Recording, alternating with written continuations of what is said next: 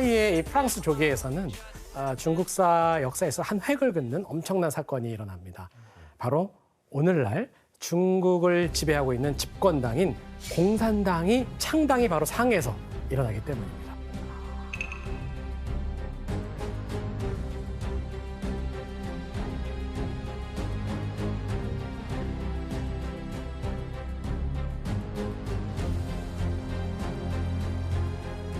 당시 샹하이와 중국 주요 도시의 지식인들은 청나라라고 하는 일종의 틀이 몰락된 이후에 혁명은 제대로 진행되지 않잖아요.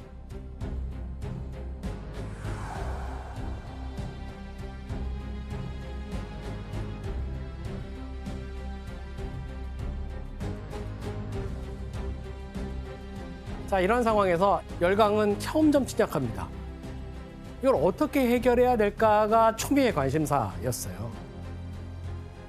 자, 이런 상황에서 일부 지식인들이 주목한 사상이 바로 러시아의 공산주의 사상이었어요. 그리고 1921년 7월에 공산당 창당이 샹하이에서 이루어지게 된 겁니다.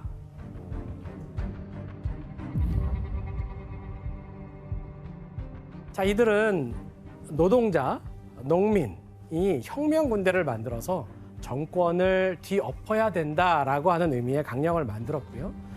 당의 근본적인 정치 목적이 있었는데 바로 사회혁명을 실행하는 것이다라고 하는 목표를 세워가면서 세력을 확대해 나갑니다. 그리고 자, 이때 이런 공산당의 창당을 지지했던 사람들이 있었는데 누구였을까요? 외국인들 아니에요? 외국인들 아닙니다. 빈민들?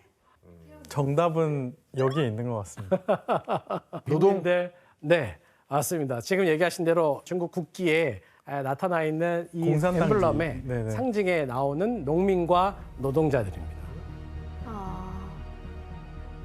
당시 중국은 다수가 이제 농민들이었고요. 농민들은 지주나 관료로부터 보호받기보다는 사실은 여전히 농민들을 수탈하고 있었고, 뿐만 아니라 농장의 노동자들은 하루에 16시간이 넘는 굉장히 강도 높은 노동을 자본가들한테 착취를 당하고 있었어요. 당연히 노동자들의 건강은 점점 나빠졌고 일하다가 지쳐서 죽는 사람도 속출하기 시작했는데 당시 이제 공산당은 아주 소수였어요. 그러면서 세력을 확대해야 되기 때문에 노동 계급을 돕기 위한 노동운동을 펼치는 데 힘을 쏟기 시작합니다. 와. 자, 이들은 상하이에 중국 노동조합 서기부를 설치를 일단 하고요. 노동자들을 지지하면서 파업을 선동하고 또 어려움에 처한 농민들을 지지해주기 시작합니다. 이렇게 농민과 노동자들이 이런 상황에서 자신들의 이해관계를 대변해 줄 수 있는 공산당 편에 서서히 서기 시작했던 거죠. 또 그리고 이 토지 소유권을 좀 균등하게 하려고 하는 원칙을 세우거나 또 인민 출판사를 만들어서 공부를 시킨 거예요. 학습. 뭘 가르쳤느냐? 바로 마르크시즘 혹은 어떻게 혁명을 해야 되는가? 이런 것들을 책을 만들어서 나눠주면서 학습을 했던 거죠. 또 이런 노동자들을 가르치기 위한 야간 학교를 만들어가지고 이른바 야간에서 가르치는 이런 야학도 만들어서 확산이 됩니다. 자, 이렇게 공산당은 점차적으로 중국 사회에 급증하고 있는 노동자 계층의 마음을 사로잡으면서 점차 세력을 키워나가게 되죠. 자, 그런데 여기서 점차 세력을 확장하고 있던 이 공산당을 지켜보고 있던 한 세력이 있었어요. 바로 순원. 그리고 그가 이끄는 국민당이었습니다.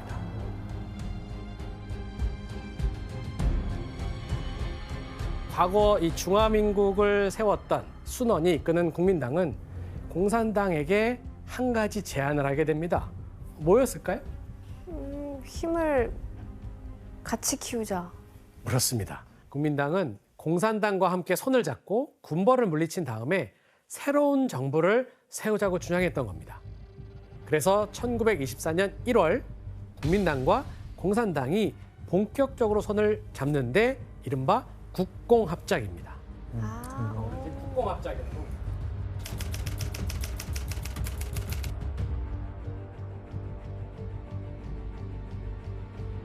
자, 국공합작의 제안을 했던 사람은 당시에 국민당의 지도자였던 순원입니다. 맞습니다.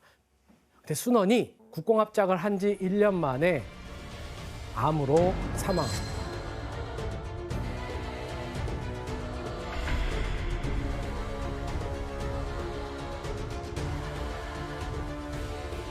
혹시 막 장제스 이런 인물이 등장하나요? 맞습니다. 오. 네. 네. 그래서 어떻게 알았지? 너무 놀랐어 지금. 네. 자, 갑자기 순원이 죽고 나서 네. 공백이 생기잖아요. 권력의 공백. 자, 이런 상황에 거기에 등장하는 인물이 바로 장제스. 예. 예. 너 왜 아는 거야? 모르겠어. 나도 알고 있는 게 이상해. 예. 그리고 순원을 이어서 국민당을 장악한 장제스는 국공합작을 무너뜨리는 데 역할을 하게 돼요. 무너뜨려 버려요. 근데 이 국공합작을 잘 만들어놨는데 왜 그거를 파기를 한 거예요? 네, 굉장히 중요한 질문입니다. 지금 사상과 이념에서 많은 차이를 보이고 있었었고요. 당시 국제적인 정세도 한몫했습니다. 러시아는요, 공산주의를 확산시키려고 하는 목표로 당시 중국을 주목하고 있었어요. 당시 공산당은 이 러시아 혁명 세력의 뜻을 같이하며 협력을 했던 거죠. 하지만 장제스는 러시아 혁명 세력이 중국을 점령한다고 생각했고 또 중국의 발전에 대단히 저해가 된다고 판단을 했습니다. 이런 상황에서 장제스는 공산당을 척결하기 위해서 바로 샹하이로 향했던 거죠. 아, 상하이가 그 공산당에 생겨난 곳이니까. 그렇죠. 정확합니다. 그리고 상하이에서는 피바람이 몰아치게 됩니다. 와. 이제부터 상하이 순환사의 바로 세 번째 장이 시작이 되는데 바야흐로 1927년 4월 12일 장제스는 상하이의 이 엄청난 공산당 세력을 토벌하기 위해서 소탕 작전을 벌이는데 그게 그 유명한 4.12 샹하이 쿠데타예요. 아,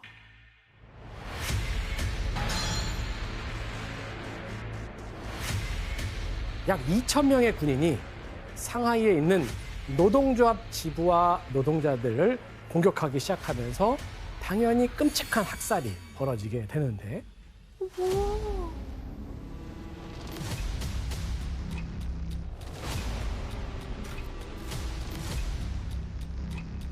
에이? 이거 뭐예요? 머리예요? 말도 안 돼. 이게 실제 사진이에요? 실제 사진입니다. 당시 공산주의자들을 공개적으로 처형하는 참혹한 현장의 사진이 남아 있었던 거죠. 자, 이런 만행과 도륙이 밤새도록 이어졌는데요. 1927년 4월 12일 장제스는 자베이와 난스 등에서 군대를 동원해 노동자의 무장을 해제시키고는 노동자들을 학살했다. 다음 날 국부군은 바오산로에서 시위 군중을 도살했다. 이 쿠데타로 학살된 사람만 대략 기록에 따르면 300여 명에 달한다고 합니다. 뭔가 공산당원들의 입장에서는 이게 너무 갑작스럽고 또 배신을 당했다고 생각을 할 것 같기도 해요. 맞습니다. 장제스는 상하이뿐만이 아니라 다른 도시에서도 쿠데타를 일으켜서 이걸 우리는 백색 쿠데타라고 하는데 공산당원을 숙청하기 시작했어요. 그리고 1928년 난징이라는 도시에서 국민당 주도의 새로운 정부를 세우는데 그 드디어 난징 국민정부의 주석이자 대표로 장제스가 새로운 권력을 장악하게 됩니다. 피터 씨, 그러면 당시에 상하이 조개 지역에 있던 서구 세력들은 어떤 입장을 좀 취했어요? 뭐 영국과 프랑스, 미국은 뭐 중립을 선택했다고 했지만 그 세 나라는 공산주의 반대였잖아요. 그래서 약간 도와줬어요. 그 공산주의 수색하는 거. 이 시엔스 백화점은 원래 5층 높이의 건물로 지으려고 했다고 해요. 근데 이제 맞은편에 있는 영암 백화점이 6층으로 딱 지은 거죠. 이 소식을 딱 접하고 나니까 2층을 더 중축을 합니다. 그래서 7층으로 건설을 하게 돼요. 어쩐지 좀 이상한 것 같더라고요. 그러니까 반대편 영암 백화점을 또 어떻게 반응했을까요? 8층까지 올려야죠. 아니죠. 이번엔 첨탑을 세워서 높게 만들려고 했습니다. 그러니까 옆에 백화점은 또 어떻게 했어요?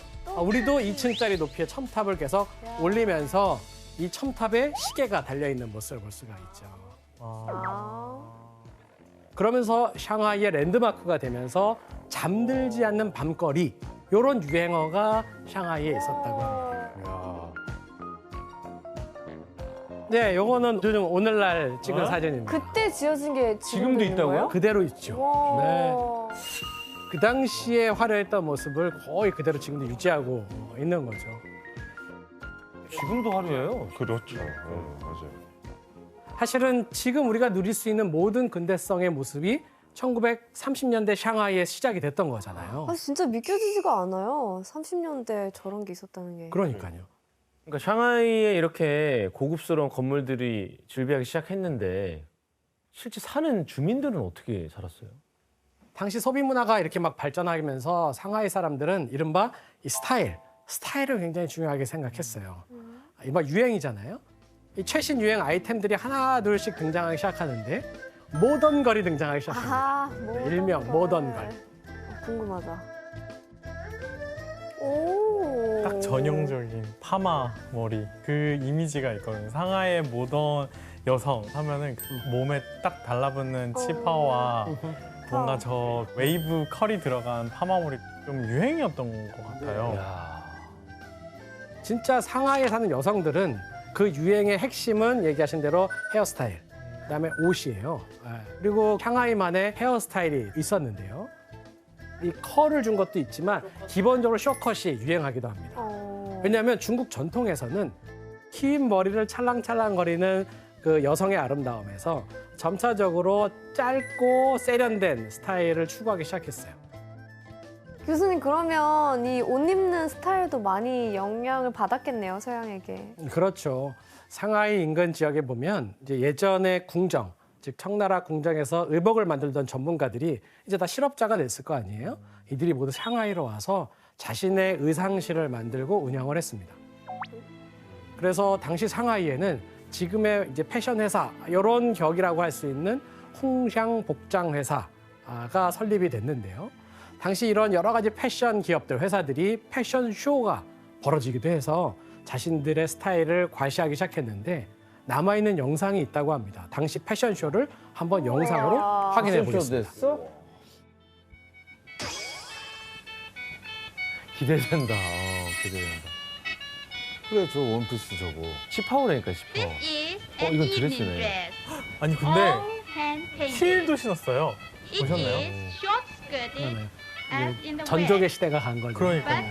retains the high color of the East. 당당하지 못한 것 같은데. This evening dress, with its high waist and 이게 full 지금 trim 패션쇼야? skirt, 벌써 있어. is exceptionally smart. It reminds one somewhat of the French Empire style. 야 이건 뭐야? 모피아? 와 이거 In 진짜 recent years, 지금 그 the evening 워킹하는 wraps 그런 we 진짜 wear 패션쇼 are 형태인데요. usually from Paris 오. or modeled according 난 to 이- the 난 latest 이 Parisian 설명 styles. 해주시는 게 넌 취향이에요. 뭔가 이렇게. 요즘 패션쇼 뭔지 모르잖아요. 그냥 왔다 갔다만 하는데 맞아요. 설명해 주는 거 좋은데? 와, 네, 네. 재밌다 진짜. 너무 격한 반응이 나오시네요. 역시 이게 워킹 네. 참시네요. 그래서 저는 신기했던 게 방금 전에 설명을 하면서 이 의복의 양식은 뭐 예를 들어서 하이웨스트 뭐 이런 그 되게 현대적인 건데 무늬라든지 아니면 디자인 요소는 굉장히 동양적이고 중국적인 거를 선택한 게 되게 눈에 들어왔었어요. 맞습니다. 지금 마국준 씨가 말씀하셨던 게 굉장히 중요한 포인트를 지금 지적해 주신 거예요. 당시에 중국의 전통 양식과 서양식을 결합한 굉장히 화려한 의상이 이른바 상하이 스타일, 샹하이 패션의 샹하이 스타일을 만드는 새로운 유행을 또 만들어내기도 했던 거죠. 당시 이 중국 여자분들이 보기에 상하이 여성들은 굉장히 막 세련된 느낌이었을 것 같아요. 그렇습니다. 자, 반면 남자들은 어땠을까? 남자들은 선글라스를 쓰고 여러분 그 회중시계 아시죠? 우리 X세대는 아마 아실 것 같은데요. 네. 우리 X세대는 아마 아실 것 같은데요. 네. 역시 예전에 어릴 때 차고 다니진 않았어요. 그걸 제가 차고 다니진 않죠. 저도 X세대인데 저는 어릴 때 그 회중시계를 하나 사가지고 이렇게 들고 다니면서 약간 이제 그 아이들한테 좀 자랑을 했던 경험이 있는데 이 회중식의 줄을 좁기 위해 살짝 보이게 여기다 달고 다니는 게 유행이었어요. 저희는 삐삐를 그런 식으로. 이때 샹하이에서 영국 스타일가 되게 유행이었다고 해요. 그래서 뭐 튼튼한 사람도 필요 없어도 지팡이 들고 또 입에 시가 물고 다녔던 거 약간 찰리 채플린 상상해요. 담배 안 피는데 시간 물고 다니고. 예, 약간 그런 그 폼 내기 위해서요. 네. 그 당시 상하이 지식인들이 딱 금태 안경, 알이 굉장히 작은 금태 안경에 3대7 가르마, 약간 우와. 포마드 비슷하게 이렇게 해가지고 그 당시 유행했던 것 같아요. 그리고 이때 상하이에는 굉장히 파격적인 광고가 또 유행하게 됩니다. 자, 한번 대표적인 게 우리가 월력이라고 알죠? 한 달에 한 장씩 이렇게 딱 떠내는 달력이 있잖아요. 이걸 그 당시에 월분패라고 불렀는데요. 이 달력과 상품 그리고 여기에 또 다리 등장하는 한 사람이 있습니다. 바로 미녀입니다. 이걸 한 번에 보여주면서 광고를 했어요. 그 화보 느낌. 이게 뭐야? 100년 전 미의 감각으로 되돌아가셔야 돼요. 2022년의 감각으로 보시면 안 되고요. 자, 어쨌든 요거는 1910년대 월분패고요. 여전히 청나라의 기본적인 복상이었던 치파오를 지금 입고 있는 여성의 만주적 복장이 보이고요. 다리를 조금 보시면 신발이 굉장히 발이 작은 전족을 알고 있는 그 뾰족한 형상만으로도 당시에 움직임이 자유롭지 못하고 노출을 하기 어려운, 노출하기 싫어하는 이제 그러한 여성이 보인다고 한다면 이 1930년대 사진 한번 보십시오. 이거 너무 파격적인데요, 이거? 굉장히 이거. 관능적인데요. 아, 그렇죠. 자, 20년 사이에 어떤 변화가 보이십니까? 커다란 눈망울, 콧날은 굉장히 오똑하고요. 짧은 단발머리, 그리고 이제 과감한 노출. 이거 노출이죠. 이 서구화된 의상에 이 대담한 포즈를 취하고 있죠. 와, 거의 뭐 마를린 먼로네요. 예, 굉장히 서구적인 여성미를 부각하는 광고였어요. 사실은 이제 이런 것들이 단순하게 어떤 관능미만이 아니라 여성의 자신감을 보여주는 상징이기도 했던 겁니다. 상하이에 사는 사람들은 이러한 광고를 보고 하면서 느낌이 오죠. 아, 이것이야말로 모던걸, 모던보이였구나. 그래서 모던걸이 입고 있는 최신 유행 의상, 수입 향수들, 또 여러 가지 액세서리들, 커피, 양주, 심지어는 자동차까지. 이런 상품 정보들을 다 광고를 통해서 얻고 있었어요. 확실히 문화가 좀 개방적으로 바뀌었네요. 엄청 바뀌었죠. 그리고 이러한 광고 덕분에 조계에 살고 있는 사람들은 더 많은 유행을 서로 모방하면서 확산시켜 나가게 됩니다. 신기하다. 그럼 피터 씨 또 상하이에 어떤 문화가 또 유행했어요? 이때 그 서양 음악이 막 퍼지면서 사교춤이라고 해서 완전 유행이었대요. 그래서 그 무도장도 100개 이상 있었대요, 샹하이. 아, 지금 뭐 차차 추시는 분도 계시고 스텝이 다 달라요. 아, 지금 심지어 음악 서비스를 외국인이 하고 있네요. 와, 상하이 문화 재밌다. 좋다. 재밌다. 오, 우와. 저건 누가 알려줘서 추는 거예요? 아니면 가르쳐줘요. 붙으면 다 저렇게 쓰게 되는 거예요? 아니, 가르쳐줘요. 네, 배워야 돼요. 배우겠죠. 진짜 신기하네요. 대세계, 큰 세계란 뜻인데요. 여러 오락을 한데 모아놓아서 정말 어디에도 없는 이른바 문화 복합 공간으로서의 세계를 만들었던 것입니다. 우와. 중국 서커스가 유명하잖아요. 와.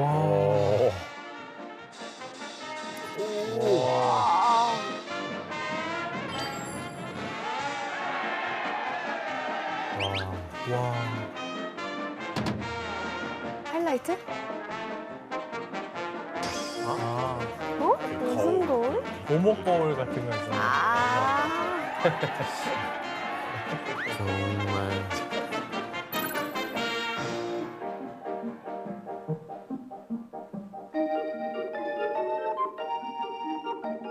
다 모아놨네요, 그냥.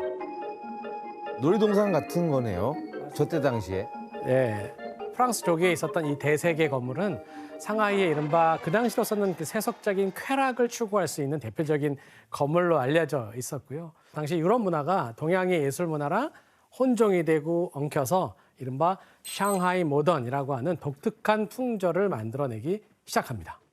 그치, 그럼 이제 황금 시대만 지금 펼쳐지고 있는데 순화산 완전 종료가 된 건가요? 아닙니다. 이 풍요로운 도시를 완전히 뒤집어버리는 또 엄청난 사건이 일어났거든요. 바로 1937년 7월 7일 중일 전쟁이 이때 발생이 된 거죠.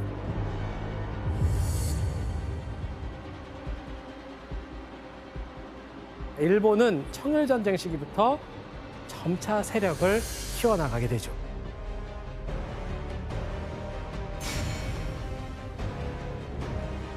일 차 세계대전 이후에 열강의 반열에 올라가게 되자 본격적으로 중국 침략을 시작을 합니다. 중국의 베이징을 점령하고 나서 같은 해 11월에 샹하이를 점령합니다.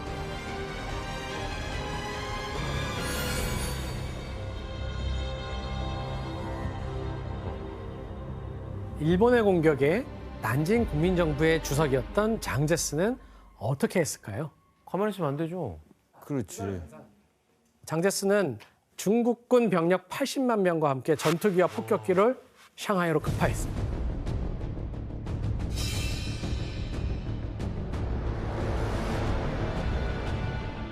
그러나 샹하이 사변이다라고 불리는 이 전쟁으로 샹하이는 엄청나게 파괴당하고 말았어요.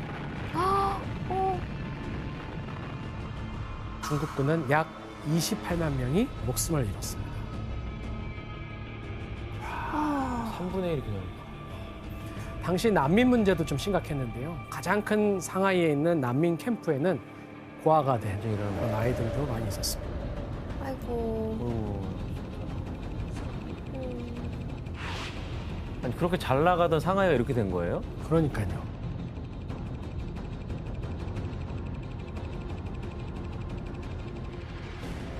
그러면은 일본이 공격할 때 상하이 조기에는 어떻게 됐어요? 정말 기괴한 게 한쪽에는 너무나도 폭격이 이루어지고 완전 폐허가 되었는데 바로 맞은편에서 그 폐허를 보고 있는 화면들이 연출이 된 거예요. 진짜 말 그대로 강 건너 불구경을 하고 있는 거죠. 와, 타격을 당하고. 그것도 신기하네. 조개지 건들면 이제 서구 열강도 전쟁이니까, 몰려오니까. 말씀하신 대로 서구에가 있는 조개지를 건드렸다가는 서양과 바로 충돌이 있을 것을 염려했기 때문에 조개만은 그대로 두었습니다.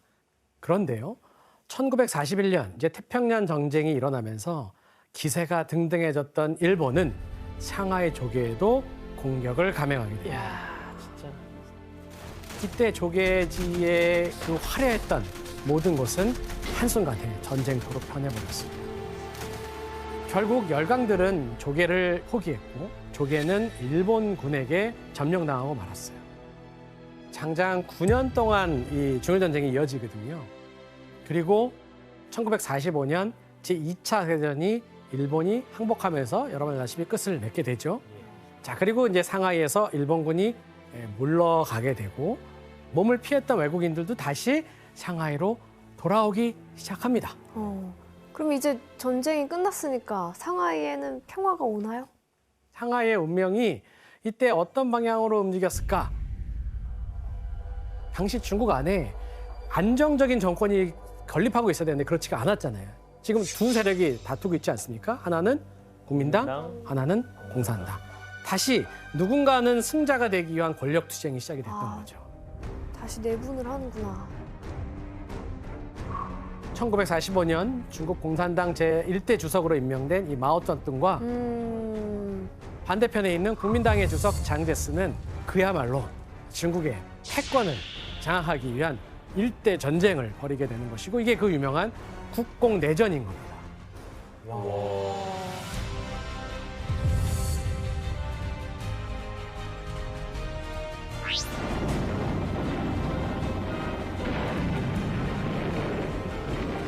그 결과 마오쩌둥이 이끄는 공산당이 승리했습니다. 그 이후에 베이징에 입성을 한 다음에 난징을 다시 함락시키고요. 경제 중심지인 샹하이를 점령하게 됩니다. 그리고 1949년 10월 이제 마오쩌둥이 이끄는 중화인민공화국이 탄생하게 된 겁니다.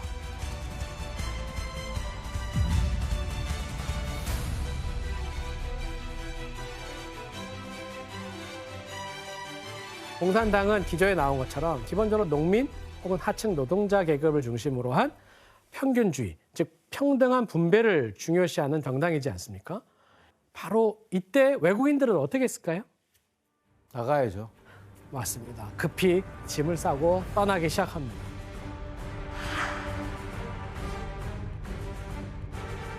당시 공산당 입장에서 그대로 용인하기는 좀 어려운 일이었겠죠. 결국 개항의 문을 닫고 외세는 상하이에서 완전히 물러나게 됩니다.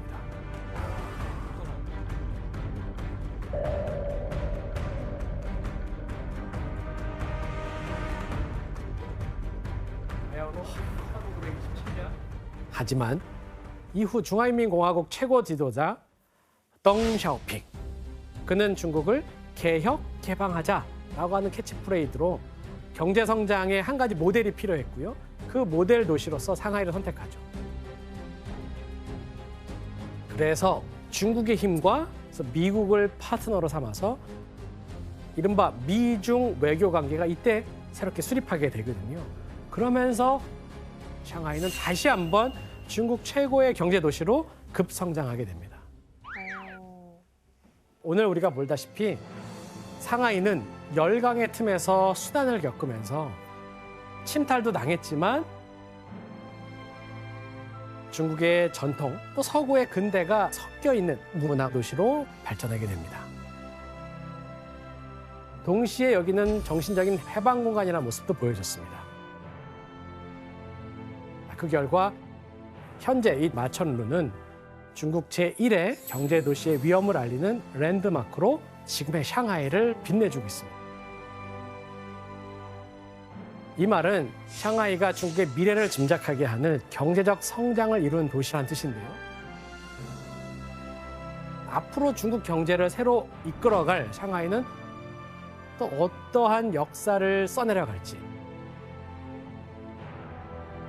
우리가 함께 오늘의 강의를 기억하면서 지켜보도록 하면 좋겠습니다.